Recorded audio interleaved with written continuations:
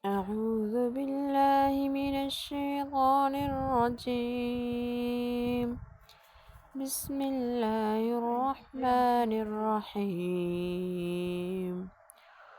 والتين والزيتون وطور سينين وهذا البلد الأمين.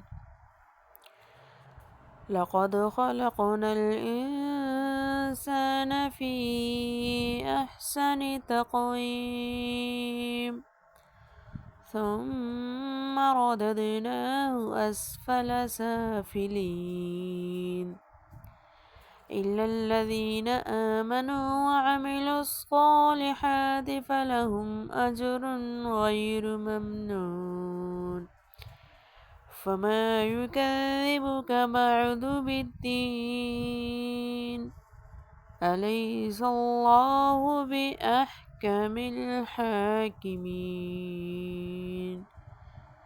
آمنت بالله صدق الله مولانا العظيم.